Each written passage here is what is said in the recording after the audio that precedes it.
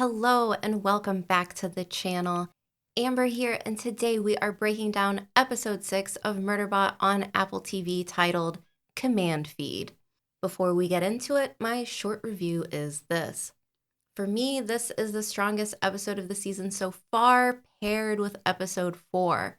But there are two big moments in this episode that really solidify what Murderbot is, and despite it not wanting to be labeled as human, it's hard not to see the humanity in it, specifically Murderbot's moments during Mensah's panic attack. The sanctuary moon breathing scene just hits on this totally wholesome level where, if we are to believe Murderbot as a reliable narrator, it wants Mensah to calm down so it can solve the problem of the damaged hopper. It doesn't get humans, but it tries, and the plan works. But I have to second guess this. Is it possible Murderbot does care? And for me, that's what a lot of this series boils down to, and that's what makes it so interesting. Murderbot pushes against the way we think about identity. For a silly, lighthearted show, it's digging into some deep themes.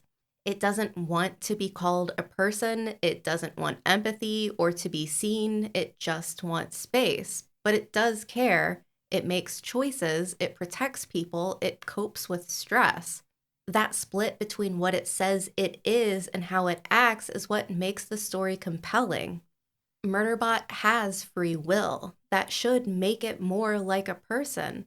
But instead of leaning into that, it resists and it chooses not to be human, which most characters in fiction would fight against. It wants control, not connection, but then it still connects. But in its own awkward way, it still forms that connection to people, making everything more complex. It's trying to find the middle ground. It's not a tool or a person, it's something else. It forces us to question categories. If something makes moral choices, has feelings, and form bonds, is that enough to call it a person? Murderbot would say no. Also, there's something sweetly sincere about its discomfort. It doesn't pretend to want love or belonging. It just wants to be left alone unless someone actually needs its help. It's trying to live with its freedom in a way that makes sense to it, not to us, and that makes it one of the most original characters I've seen. And I think the episode really gets to the heart of that and is doing what author Martha Wells did so well. It's also that much more striking when we reach the end of the episode and see Murderbot's instant reaction to killing Leebeebee. It just eliminated the threat without a blink. Murderbot is effective, brutal, and its non-reaction defies human expectations. The preservation team's horror is really, really real, and Murderbot's response is very honest. It wanted to be trusted to do its job. It does it, and it tells us it felt good. I think the preservation team expected something else. Maybe a hesitation or mercy or just a warning. But Murderbot just acts without emotion or an apology. It sees the gun to Grothin's head and pulls the trigger, reacting in a way that isn't a typical human response, showing us even more of why it's something different. It's not a human, nor is it a mindless machine, and it's a great way to close out the episode. Really well done stuff here. As always, if you'd like to help support the channel, check out Road to Valon on Patreon and YouTube memberships. And if that's not your thing, help the channel by giving this video a like or subscribing. So let's jump into the quick breakdown. We begin the episode by seeing Murderbot and Mensah have in fact survived the beacon explosion from the last episode. But their hopper is trashed. They're stuck and have to repair it, but the problem is that Murderbot deleted the repair manual to make room for more episodes of Sanctuary Moon. Now it can't access the info it needs to fix the hopper, and Mensah is furious. This is the first time we see her really lose her patience with Murderbot, and the relationship takes a hit.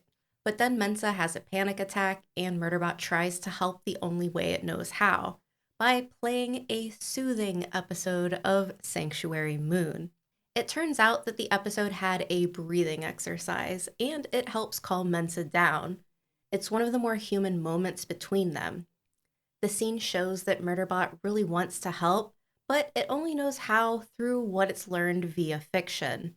But due to its injury in the crash, Murderbot starts speaking some gibberish and blacks out. Meanwhile, back at the habitat, Leebeebee keeps acting weird. She flirts with Bardawaj, kissing the scar on her hand, and gets really nosy about the group's survey data. And I'd like to give a strong round of applause to Garathan, who doesn't trust her and refuses to give her anything. Then she drops the act and pulls a gun. Also, I'd just like to say that I feel totally vindicated right now. If you've been watching my podcast episodes on the series, which I'll link in the description, you would have seen all the reasons why Leebeebee felt so suspicious. Her constant barrage of questions felt like she was looking for something, and we later find out why. She wanted the data and she wanted a payout. Back in the hopper, Mensah fixed Murderbot's lubricant leak by connecting it to the hopper, which gives Murderbot the idea on how to fix the hopper. It offers up part of its own neural wiring to replace the hopper's fried coils, and it's a rough process. Mensah has to cut into its back and pull out organic tech. The episode cuts back to the preservation team, and Arata and Rati are in agreement. They just don't get a threatening vibe from Murderbot. But back in the hopper, Mensah completes connecting Murderbot's neural wiring to the hopper. It's gross, but it works, and they fly back just in time. Now, just a quick side note here, but there's a very interesting line of dialogue during this part of the episode. Murderbot says, "When you plugged me into the hopper's lubrication, I realized that perhaps my neural wiring could replace the burned out control wire." Mensah, "But that's human tissue, isn't it?" Murderbot, "Cloned, yes. It's still some of the best data transfer material in the known universe. Didn't you know they use it in transports?" So, we are setting up a little foreshadowing here. There are other constructs out there with organic and inorganic parts, and they have different jobs. Here, Murderbot references transports. So at some point, we should be seeing some of these other constructs. In later books, they play a bigger role, but it's making me very excited for any announcement to come that Murderbot is picked up for multiple seasons. Getting to see Murderbot interact with these other AIs is one of my favorite aspects to the books. Meanwhile, at the base, things are falling apart. Leebeebee is threatening everyone and demands full access to their system. She's working for the enemy, whoever that might be, and she wants the survey data for a payout. She shoots Garathan in the leg when he pushes back. She thinks Mensah and Murderbot are dead, so she's feeling confident. She grabs Garathan and threatens to kill him, but before she can finish, Murderbot shoots her in the head, clean and fast, while the others are horrified and in shock. Blood goes everywhere. One person pukes, another laughs hysterically. Mensah just stares, and Murderbot realizes they're afraid of it now. It saved them, but in a way that reminded them it's not human. The moment hits hard. Murderbot doesn't feel regret, just a mix of confusion and satisfaction. It sees the reactions, knows what they mean, and accepts it. It says, "That felt good." The scene is an excellent representation of trauma, but what stands out the most to me is that during the ending, Murderbot solidifies its relationship with the preservation team.